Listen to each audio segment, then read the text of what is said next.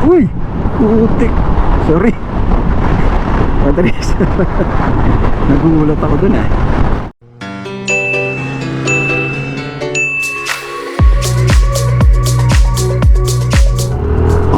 Hola motoristas! Nandito tayo ngayon sa UP Campus and papunta tayo ngayon ng Calamba.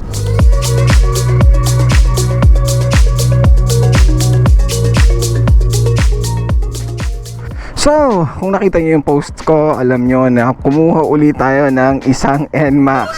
This NMAX is the V2. So, yung latest ngayon is the V2.1. So, in short, this is a pre-owned NMAX na kinuha natin. Kasi marami tayong plano dito. Marami tayong papalitan. Konting base na rin siya. May mga konting accessories na rin siya.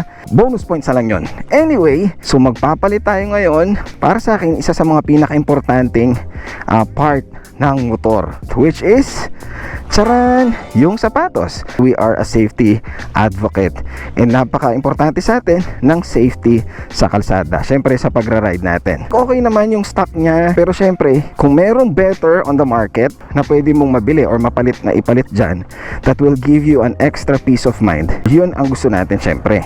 Anyway, so papunta tayo ngayon ng Calamba, Laguna, and ikwento ko sa inyo as we go along. Let's go!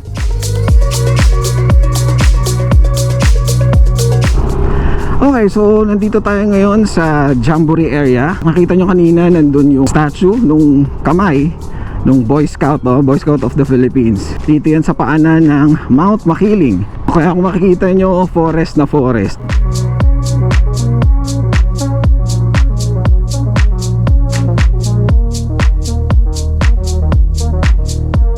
So, nung pinag-iisipan natin kung anong tires, no, dalawa ang pinaka-importanting factors. Number one dyan is yung safety. How safe it is. Paano ba natin ma-measure yun? Yung ability niya to grip sa kalsada. Kasi lalo na ngayon, season ng tag-ulan, season din ng mga bagyo. So, napaka-importante na yung performance niya, yung gripping performance niya sa basa or sa tuyuman nga, malakas. Or basically, makapit siya. Kasi once na mawala ng traction yan sa kalsada, doon nagkakaproblema, no? Doon yun ang nagiging isa sa mga causes ng aksidente. And second is longevity. So ibig sabihin yung gaano ang tinatagal nung gulong natin. So syempre mas matagal mong magagamit, hindi ka ganun kabilis mapudpod, mas maganda. And itong tinitingnan natin na brand ng tire ngayon or particular model ng tire na kino-consider nating ipalit ngayon, meron na siyang track record na maganda pagdating dun sa dalawang ngayon. Pumunta tayo ngayon sa Calamba kasi doon ang isa sa mga dealers ng brand na to, which is, yes, Michelin Tires. So naghanap nga tayo dahil present naman sila all over the country, all over the Philippines. And chinek natin kung ano yung pinakamalapit dahil nga nandito tayo sa Los Baños. Dito tayo kukuha sa Calamba, Laguna. Kasi upon researching, no, meron nga mga more affordable na mga brands out there. Actually marami na. Mainit na actually ang competition, lalo na sa segment na to, sa category ng mga underbones and scooters, smaller displacements. Maraming choices in short. Nakikita ko rin yung appeal ng mga more affordable brands. Kaya lang based sa mga feedback sa mga napagtanungan ko, hindi ko pa naman na-experience personally, pero based nga sa kanila is makakamura ka nga pero makakailang palit ka rin kasi mas mabilis mapudpod and hindi pa ganun kakapit. So sabihin na natin mas mura nga siya, pero kung 2 o 3 beses naman yung katumbas ng mas mahal or mas premium, parang baka mapamahal ka pa, no? Or actually baka pareho lang yung gastusin mo, tapos 3 beses ka pa or 2 beses ka pa magpapalit. So nandyan yung hassle, tapos yun nga parang may experience mo pa yung pagkapudpod ng ilang beses basically bago ka magpalit. Ang bonus dyan is, which is more importantly, the safety. Kasi nga mas maganda yung grip, mas may peace of mind ka. That's my take on that. Kaya sabi ko mag-i-invest na talaga ako. After all, ganoon naman lagi invest on safety. Kasi safety yan di ba? O tara, let's go sa Calamba. A few kilometers away na lang tayo. 12 seconds later. Uy, putik. Sorry. Madalis. Nagulat ako dun Medyo, yun ang sinasabi ko na merong spalto na medyo madalas doon na nadaanan natin. Medyo lumikot siya, no? Parang hindi ko naman siya na-experience nung stock tires yung gamit natin dati sa NMAX. Anyway,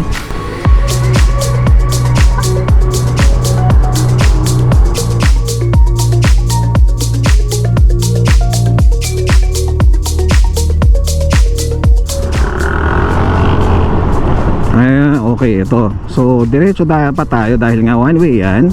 Dito tayo sa right side. So, parang gaganon tayo. Pero doon yata tayo papunta dapat. So, iikot tayo.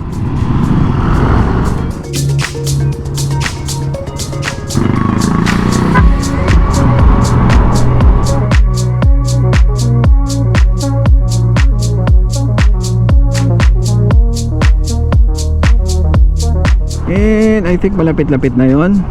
Sa left side, if I'm not mistaken, it's a merger enterprise. Saan kaya yon? Alright, so according sa GPS ay malapit na tayo sa left side. So abang-abang na tayo dito sa left side. A few moments later. So lumampas nga tayo, no? Hindi kayo dapat umabot sa Riles. Ayan, so nasa right side natin dapat. Ayun na pala eh. Eto na. Tama ba ako? Eto na nga, Michelin, no? Meron sila dito. So, yeah. Let's do this. Hello po, boss. Kamusta po? Welcome po. Salamat, salamat. Dito ko na lang ipaparata, boss. Pwede na to?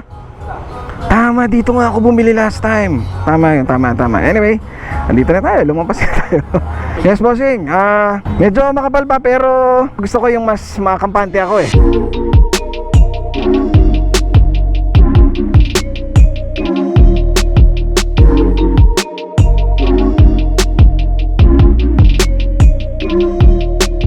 Alright, so nandito na nga tayo sa merger, no? Nalampasan pa natin, hindi ko agad nakita. Ito pala. So pagkatapos nga nung papasok doon, merong papasok doon eh. I think pa subdivision yun. Merong under construction dito. Hindi ko alam kung kailan nyo napapanat to. So baka tapos na to. Tapos nandito agad siya sa right side. Ayan, ito. Anyway, papasok siya. Kita nyo naman agad pag lumingon kayo dito. Ito, may puno na to. Kita nyo agad yan. So nag-i-install din sila naman kung ano-ano dyan. I think mga electricals din. Anyway, tanongin nga natin kung anong mga ino-offer nilang services. Ano ba mga models na meron tayo, sir? Ito, motoristas, yung binabanggit ko kanina na tingnan ko. Nag-research kasi ako and ito yung ano nila, flagship nila basically. Tama ba, sir? Ito yung ano nyo, premium model nyo, no? City Grip 2. Same size nung stock ng NMAX. So gagawin din natin yun, di natin palalaparin. Si Sir Aldrin nga pala, nakausap ko na to kanina, nag-inquire kasi tayo. So salamat, sir. By the way, mabigyan lang natin ng ano, ng konting background lang sa shop. Ano, sir, yung mga ino-offer nyo dito sa shop nyo? Obviously, may mga motorcycle parts, accessories. Pero nakita ko kasi may mga services din kayo na-offer. So from ano ba, electricals din, nagagawa kayo, mga aux light, nagkakabit kayo, ganun. Complete package kayo. Nakita ko, ang daming mga gamit eh, oh. FI cleaning. FI cleaning meron din. Okay. Tagal na siguro tong shop nyo kasi meron ako memory na bumili rin ako dito eh. Kailan ba kayo nag-start? 2016. Okay. Sige, sir, tingnan natin yung gulong. Tapos may model ba kayo, sir, iba dito? Kasi na-research ko rin, meron ding parang City Extra. Meron ba kayong available City Extra? Ayun, may City Extra dito. Stock size din po. 110 saka 130. So ito, motoristas is mas ano lang, lower priced lang dun sa City Grip 2. Pero para sa akin, na-research ko na kasi to. Alam niyo naman tayo, nerd tayo pagdating sa pag-research eh, na sir. Ikaw ba, sir, motor ka ngayon? Okay, NMAX. NMAX din, sakto pala eh. Anong gamit mo yung gulong sa NMAX mo? Ito pa lang kasi yung NMAX. Kakabili mo lang. 2 years na, pero Sira mo gamitin. lang ang ano.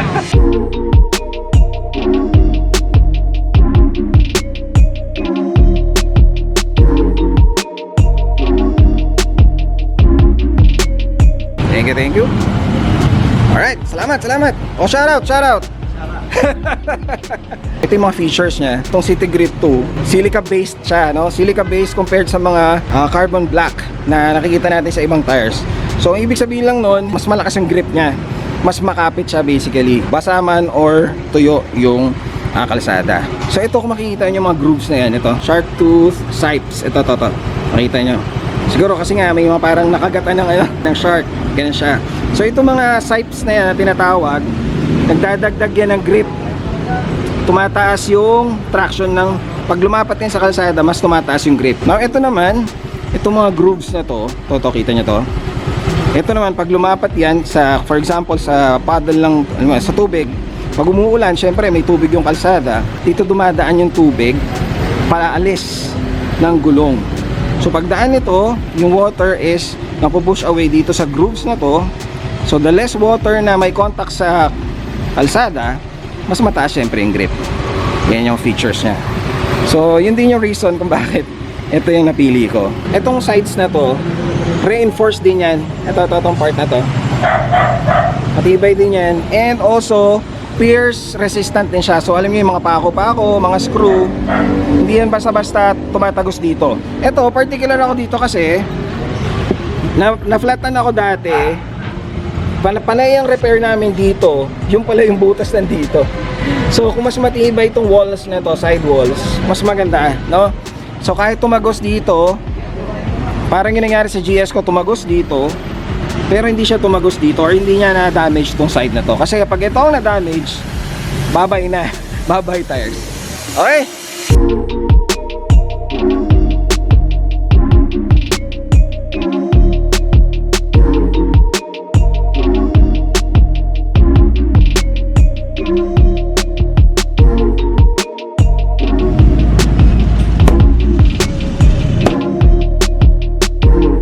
Alright, so ayan, ini-install na yung gulong natin. Ngayon, hindi muna tayo magbibigay ng SRP, no? Kasi yung gulong, it's a commodity na papalit-palit din ng prices, no?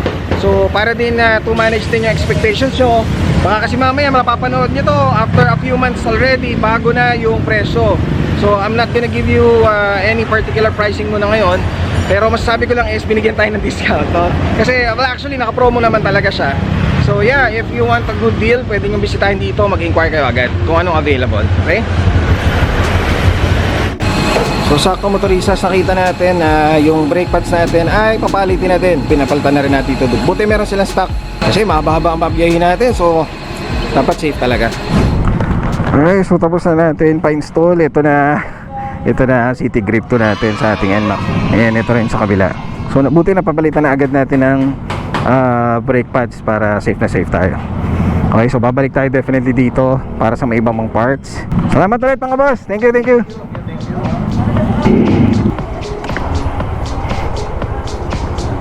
Goodbye muna. A merger. Wow. Ibang iba talaga pag bagong gulong.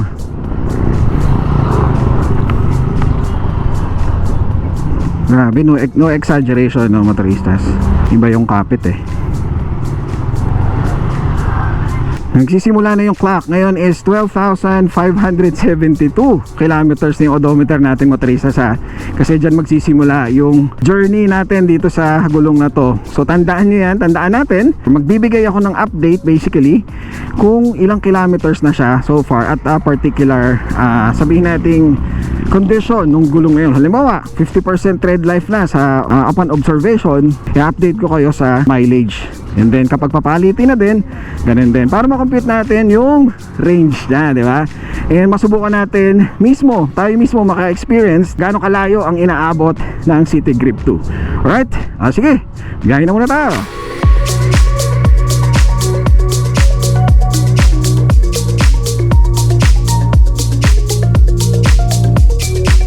So far, nakamdam mo agad yung kapit mo, na extra kapit mo sa kalsada.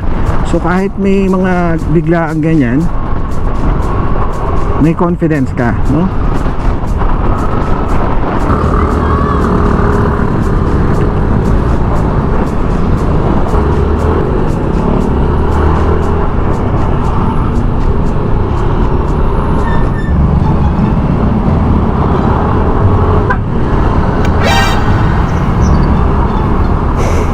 Bigla-biglang lumilihis ng lane. Hindi gumagamit ng side mirror. Malutong na yung mirror ko, mirror. Hindi gumagamit ng side mirror. So so far so good. First few kilometers, bigay lang ako ng first impression. Sabi ko nga sa inyo, sobrang ramdam mo na makapit talaga siya. And alam mo na bawat pupuntahan ng gulong mo, meron kang confidence, no? Na you are in control. Hindi pa naman umuulan, and marami pa tayong gustong subukan gamit itong bagong tires natin para mabigyan ko kayong mga motoristas ng feedback about this. Kung tama ba ang decision natin, and kung ano pang mga observations na makukuha ko. So huwag niyong kalimutan mag-subscribe, kasi sa mga susunod na biyahe natin, mas mabibigyan ko kayo ng honest feedback sa City Grid 2 of Michelin. Alright, dito na lang muna tayo, and enjoy natin ang paparating na ulan. This is JD again of Motor, and kita-kits ulit tayo sa susunod. Adios, motoristas!